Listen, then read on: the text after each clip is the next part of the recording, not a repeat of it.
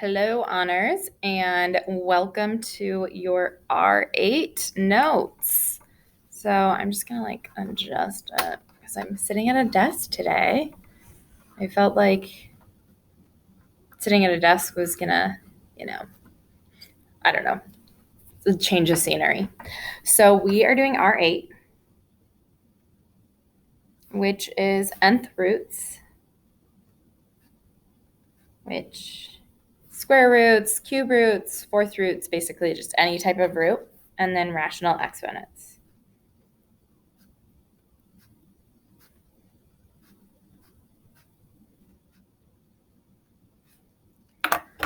Okay.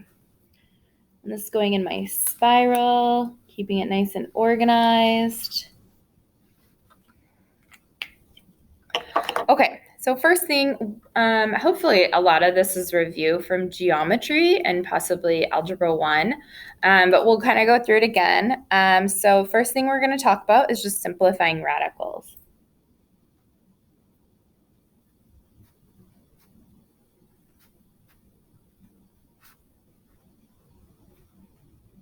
So when you're simplifying radicals, you're always looking for a square root, you're looking for a perfect square, right? So we know the square root of 64 is 8. You know the square root of 81 is 9, so on and so on and so on. So what you're doing is trying to look for the perfect square roots. So let's look at an example. Let's look at the square root of 50. So with the square root of 50, I'm going to show you guys two ways to do this. And it's kind of up to you how you want to attack these types of problems. But the first way that I typically will do it is I think of all of my different perfect squares. So my perfect squares are 1, 4, 9, 16, 25, 36, 49, 64, 81, 100, so on and so on.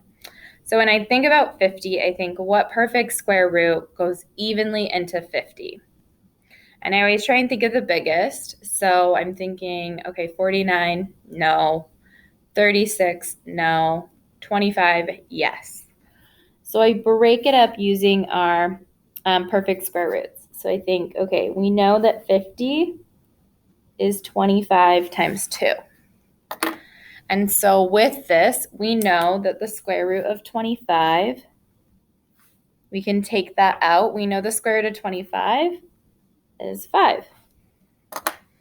And then 2, we don't know the square root of 2, so we're just going to leave that in our radical sign. So my final answer is 5 rad 2. So the 5 can come out because we know that the square root of 25 is 5. The 2 stays in because we don't know what the square root of 2 is. Or we do, but it's not a perfect number. And so that would be one way to simplify a radical. Now, another way that you guys can do this is break it up using a factor tree. So let's do the same problem, the square root of 50, and break that up with a factor tree. So I'm first thinking what two numbers multiply together to get me 50. And right off the bat, I would think 5 and 10. From there, I think, okay, can I break up 5 further? And I can't. And then I think, can I break up 10 further? And I can. So I'm going to cross that out because I can break it up into 5 and 2. I see if there's anything else that I can break up, which I can't. I can't break up 5. I can't break up 2. And now I start to think about it. Okay, the square root means that we're looking for a pair, 2 of the same numbers. And so I look to see I have a pair of 5s. So that means if there's 2 of the same numbers when we're finding the square root, if it was a cube root, we'd be looking for 3 of the same numbers. If it was a fourth root, we'd be looking for 4 of the same numbers. But because it's a square root, the 5 can come out. And then what stays inside, again, is that singular 2. It doesn't have a buddy where it can come out of the house, so it has to stay inside. Sad. Okay. So either way that you want to solve these, if you want to do a factor tree, if you want to break it up using perfect squares, do whatever you're more comfortable with. So let's look at another example. I'm going to fold this so it looks more in half. There we go. Okay, so number 2 is going to be the cube root of negative 64. Now with square roots, we can't find the square root or 4th root or 6th root, any even root of a negative number. However, with cube, 5th, any odd root, we can find it of a negative number. And so I want you guys to think about what the cube root of negative 64 is. Do you know 3 of the same numbers that multiply together to get me negative 64? So if you need to pause me here. If you've got it, great. So my answer, the cube root of negative 64, is negative 4. Now let's say you wanted to do that in your calculator. You can totally do it in your calculator. So if you go in math, go down to the 4th one, so where you see the cube root, type in negative 64, and it gets you that negative 4. So I can't do this one because it's not going to give me that simplified radical. So that one you have to do without a calculator. You can use, figure out what's the perfect square, break it up, but you won't be able to get the 5 rad 2 with your graphing calculator. Okay, let's try it with some variables. So if I said, what's the 4th root of x to the 8th, y to the 13th? Now, there's 2 ways to do this. There's a long way and there's a short way. I'm going to show you the long way first, and then I'll show you the shortcut. So the long way here is almost similar to the factor tree. So writing out, okay, x to the 8th power, that means that there's 8 x's written all out. So that would be x times x. I just wrote it out 8 times. And then the y to the 13th would be y written out 13 times. So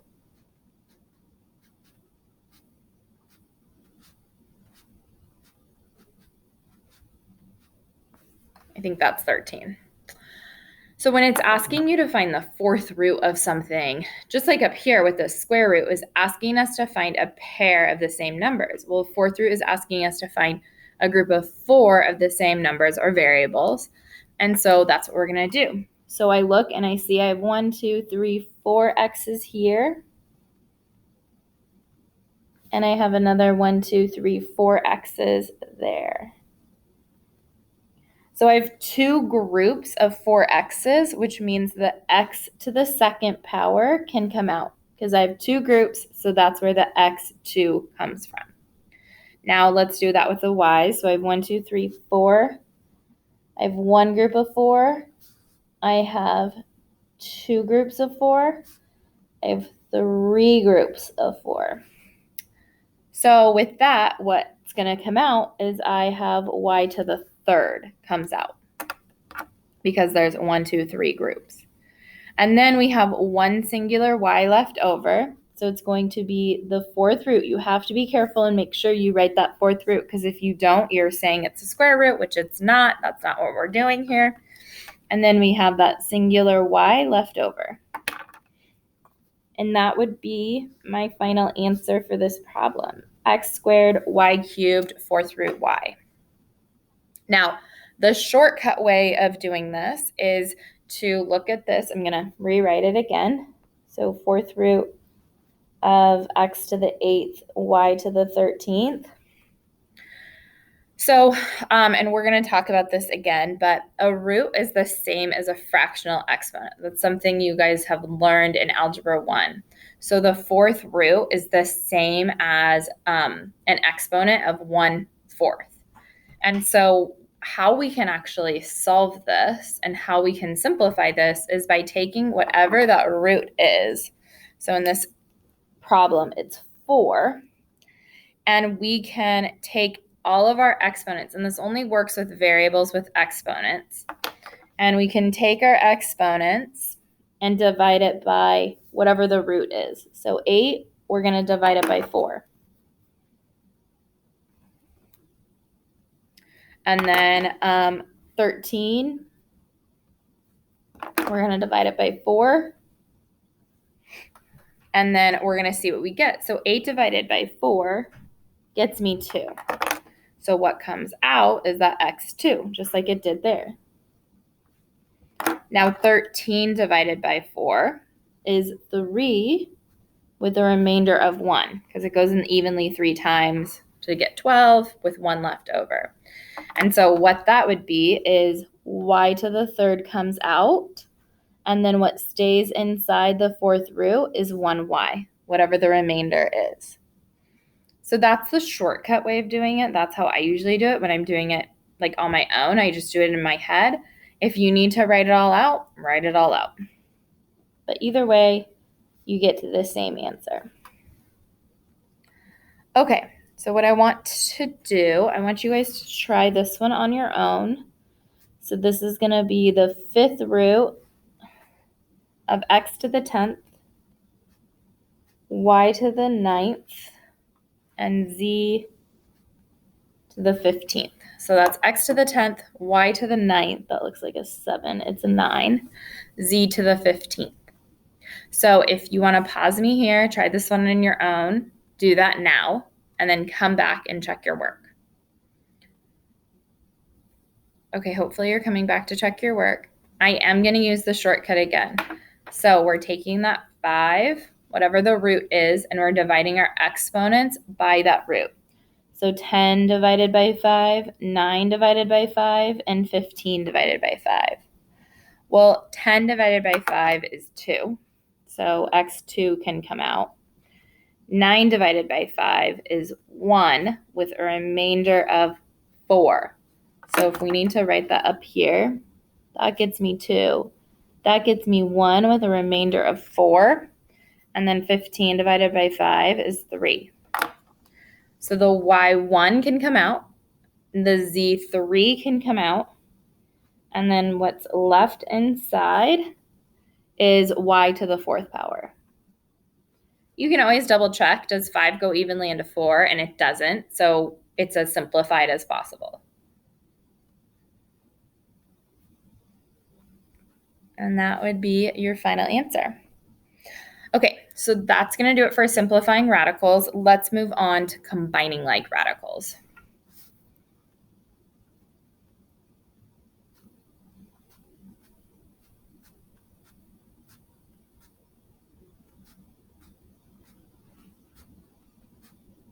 Okay, so combining like radicals is very similar to combining like terms, except instead of it being like x can combine with another x, or x squared can combine with another x squared, it's combining, instead of it being a variable, it's a radical. So a like radical, like if I gave you something like this, rad 3 plus 4 rad 3, so those can be combined. The reason those can be combined is because of they both have that rad 3 at the end. So these are considered like radicals.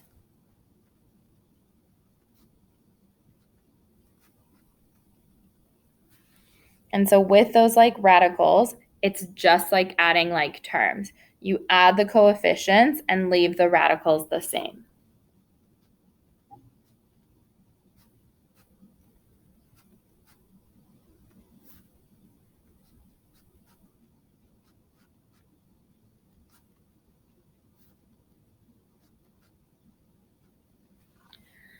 So we're looking at what are our coefficients in front of our numbers, or in front of our radicals.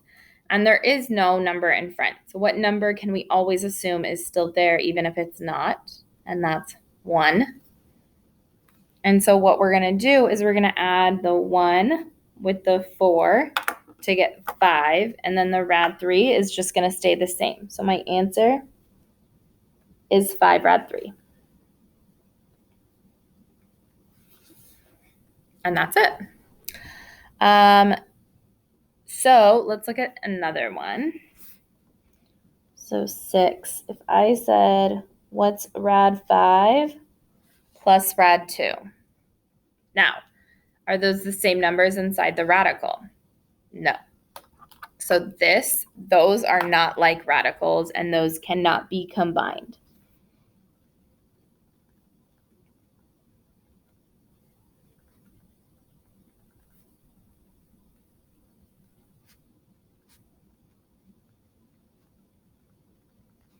So if they are like, or if they're not like radicals and they can't be combined, we would leave our answer exactly like this, rad 5 plus rad 2. That's as simplified as you can go with that one. Okay, so let's kind of bring simplifying radicals and combining like radicals together. So let's go on to 7. So if I gave you 2 rad 12 minus 3 rad 27 and said simplify, the first thing you would want to do is look at your rad 12 and look at your rad 27. Now those aren't the same, like they are up here, rad 3, rad 3. However, those aren't completely simplified. So the first thing you want to do is simplify your radicals.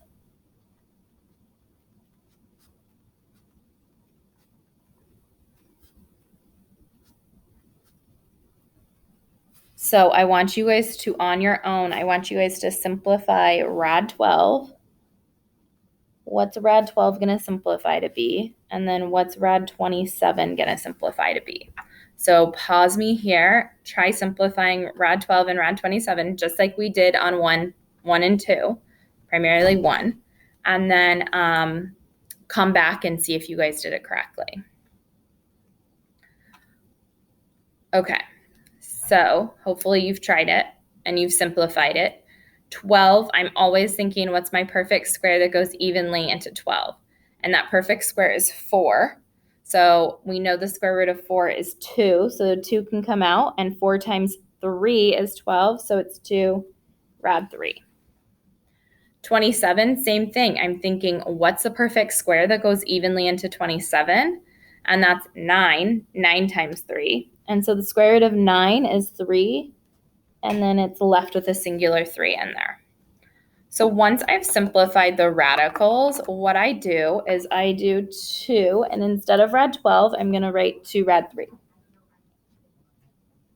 And then keep the 3, and then instead of writing rad 27, I'm going to write 3 rad 3.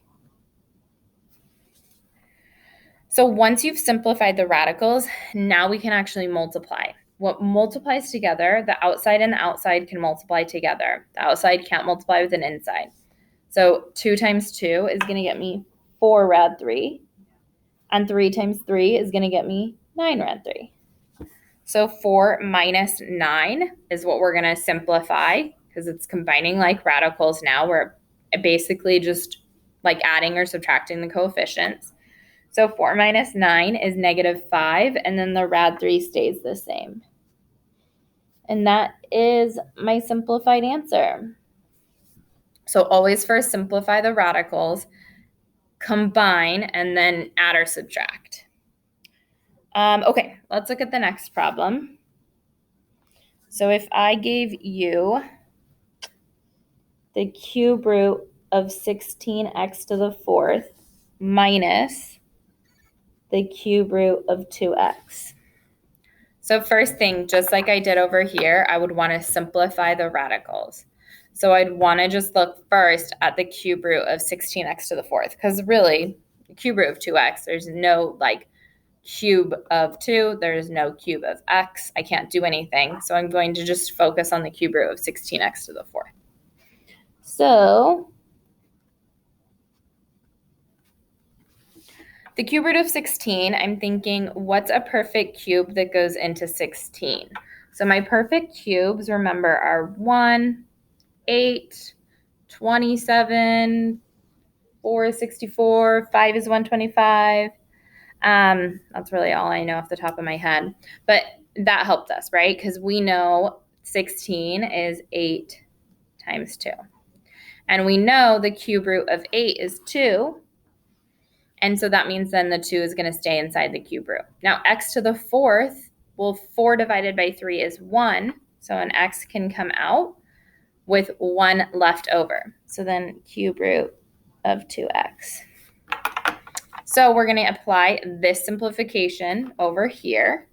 So instead of writing the cube root of 16x to the 4th, we're going to write 2x cube root of 2x minus cube root 2x. Okay, so now we have like radicals. Cube root of 2x, cube root of 2x. Now it's really important for something to be a like radical. It has to be the same on the inside and then the same root. This is a cube root, this is a cube root. This is a square root, this is a square root. If one was a square root, one was a 4th root, you wouldn't be able to combine them. So they have to be the same index number as well. So then we just add our coefficients. Now this one's a little trickier because my coefficient, there is no coefficient. So just like up here, when there's no coefficient, we can assume it's 1. So what we're doing is combining 2x minus 1. Well, 2x minus 1 doesn't combine. Those aren't like terms. So the way that I would write that, you have 2 ways that you can write it. One would be 2x minus 1 times the cube root of 2x. Or write the cube root of 2x first and then the 2x minus 1. That's typically how I would write it. The cube root of 2x times 2x minus 1. And that would be my final answer.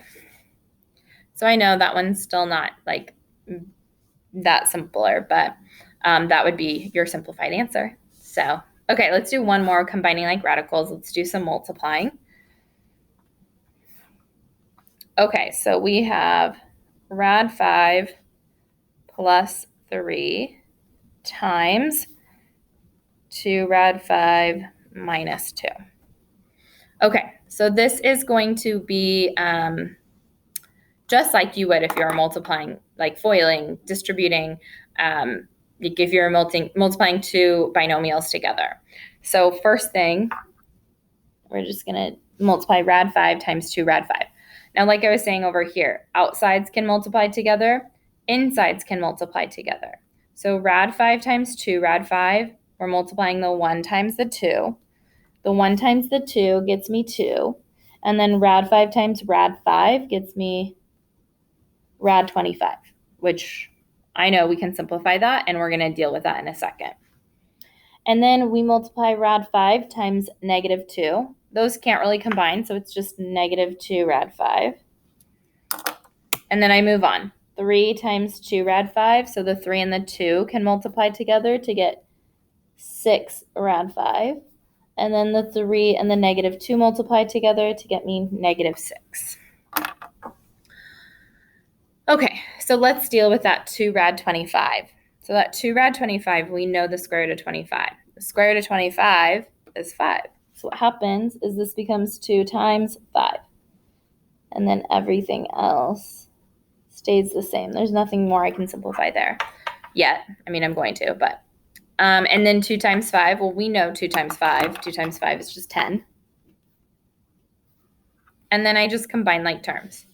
10 minus 6 is 4. And then negative 2 plus 6 is also 4, and keep that rad 5 the same. And that's my final answer. 4 plus 4 rad 5. Okay, so that does it for combining like radicals. We're going to move on to rationalizing the denominator. Rationalizing the denominator is, again, something you guys have done in geometry. We do this in Algebra 1 also, but like it's emphasized in geometry in your trig section. So rationalizing the denominator.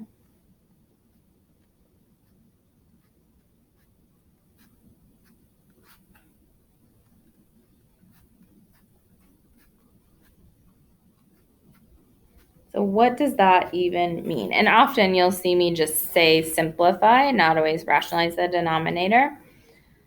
But what that means is there cannot be a radical in the denominator. So that's really important. There cannot be a radical in the denominator.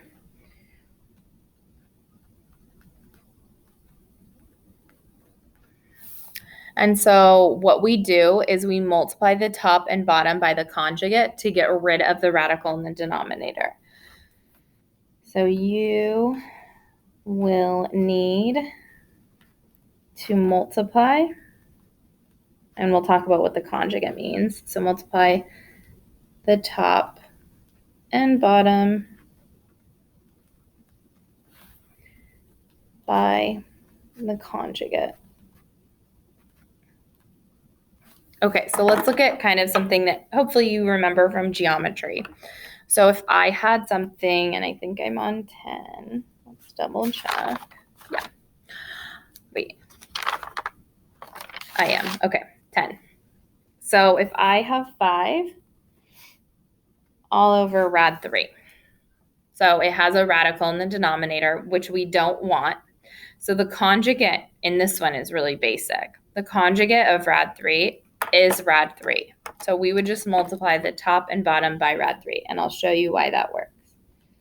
Now, first, you have to multiply the top and bottom because we're multiplying it by a variable of 1. Rad 3 over rad 3 is 1, so it's not changing the actual validity of the expression itself. It's just essentially we're multiplying it by 1. Just like 2/4 is the same as 1/2, we're just making it a different form of that. So 5 times rad 3 gets me 5 rad 3. And rad 3 times rad 3, well, rad 3 times rad 3 is rad 9. And we know what the square root of 9 is. The square root of 9 is 3. So that is now, we've rationalized the denominator. There's no square root in the denominator. 5 rad 3 over 3 is the exact same as 5 over rad 3. If you wanted to check, you could go into your calculator. 5 divided by rad 3 is 2.8, blah, blah, blah. And then 5 rad 3, I should, divided by 3, it's the same exact thing. So that would be my final answer.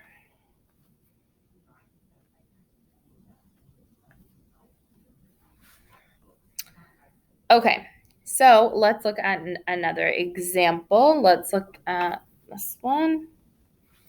So if I gave you 10 divided by 3 rad 2, what would be the conjugate there?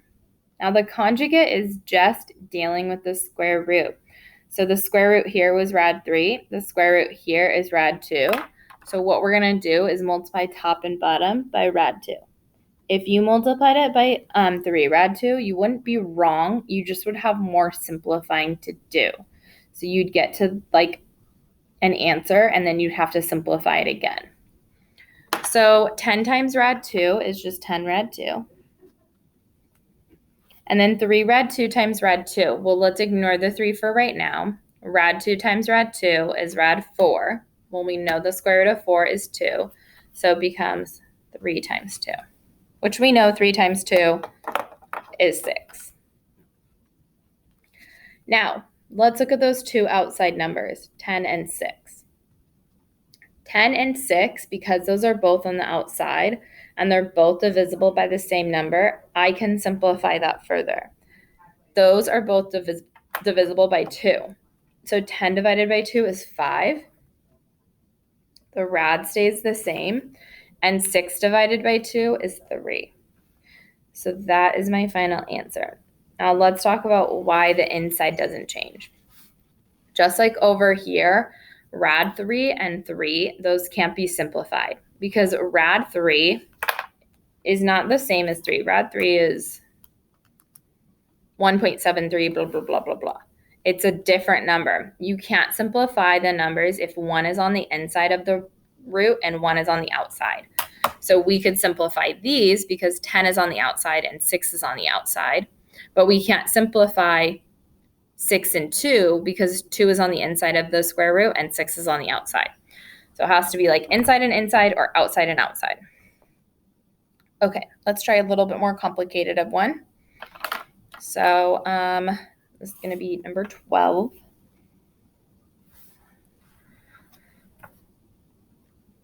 So rad 3 over 6 minus rad 2. Okay, so the conjugate here is a little different. I know a lot of you guys are inclined to say, what about rad 2? But when the denominator is an expression with addition or subtraction, then we have to think a little bit more about the conjugate. Now, typically we'd be like trial and error this a lot, but because we're not together, I'm just going to tell you what it is. So the conjugate is going to be the same exact thing, 6 and rad 2, but instead of minus, we're going to change the sign. So it's going to be 6 plus rad 2, and I'm going to show you why that works. It has to do with kind of difference of squares. So let's first just look at the top. 6 times rad 3 is just 6 rad 3. And rad 3 times rad 2, they're both on the inside, so that becomes rad 6. Okay, 6 times 6 is 36. 6 times rad 2 is 6 rad 2. Negative rad 2 times 6 is negative 6 rad 2. And negative rad 2 times rad 2, well, rad 2 times rad 2 is rad 4. Square root of 4 is 2, so it's minus 2. So let's look in here again. So did that get rid of the square roots? 6 rad 2 minus 6 rad 2, well, 6 minus 6 is 0. Those cancel, and it did. So it does get rid of the square roots. So what happens is we have 6 rad 3 on top. So 6 rad 3 plus rad 6 on top. And then 36 minus 2, which is 34. Now, let's talk about simplifying. We can't simplify this further. I'm going to go ahead and say that. You cannot simplify this further. Now, some of you guys are going to want to say, well, what about the 6 and the 34? They're both divisible by 2. You're right, but this term also has to be divisible by 2. And 1 is not divisible by 2, which is the coefficient on the outside. So we're going to do an example, the next one, of one where you can simplify it. So this would be your final answer. Okay, so let's try this one. I know this is like a little bit long notes, but we're almost done. We just have one more section, and those are pretty quick. Okay, so if I gave you 6 plus rad 2 all over 3 rad 2 minus 4. Ooh, kind of a doozy. Okay, first I want you guys to think about what would be the conjugate here. Remember, it's the same exact thing, just flip the sign. And you just care about the denominator. So the conjugate here would be 3 rad 2 plus 4. So we're going to multiply the bottom by 3 rad 2 plus 4 and the top by 3 rad 2 plus 4. Okay, I'm going to do my multiplication down here. So first, 6 times 3 rad 2. 6 times 3 is 18. And then the rad 2 stays as is. 6 times 4 is 24. Rad 2 times 3 rad 2. So the rad 2 and the rad 2 can combine to become the square root of 4. The square root of 4 is 2. 3 times 2, which we can write that out, or you can always do that part in your head. And then rad 2 times 4 is 4 rad 2. Now, we'll simplify more in a second. But let's multiply the bottom. So 3 rad 2 times 3 rad 2 is 9. So 3 times 3 is 9. And rad 2 times rad 2 is the square root of 4. We know the square root of 4 is 2. So 9 times 2. 3 rad 2 times 4 gets me 12 rad 2. Because the 3 and the 4 multiply. Negative 4 times 3 rad 2 is negative 12 rad 2. And then negative 4 times 4 is negative 16. Okay, let's try and simplify some of the stuff. 3 times 2 we know is 6, so I'm just going to cancel that out. 9 times 2 we know is 18. And then I'm just going to simply start to combine my like terms. 18 rad 2 plus 4 rad 2 becomes 22 rad 2. And then 24 plus 6 becomes 30. And then 18 minus 16 becomes 2.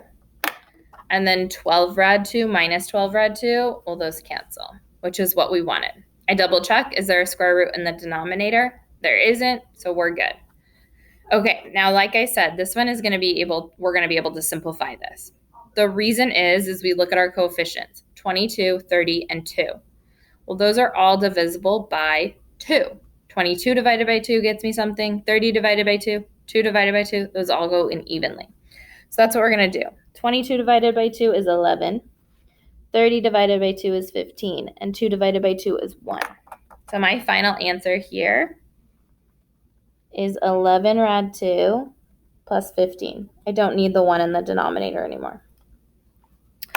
So why can I simplify that one? Unlike this one, 6, 1, and 34, 6, 1, and 34 are not all divisible by the same thing. This one, 22, 30, and 2, were all divisible by the same thing. So you can only simplify when all the terms can simplify. So only cancel when all the terms can be simplified.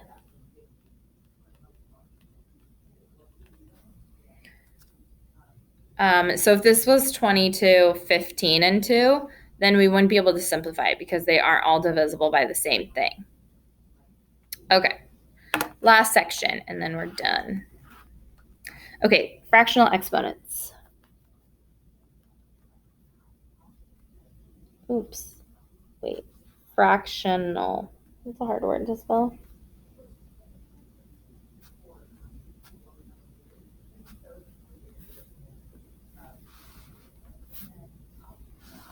Okay, so a fractional exponent, if I have something like x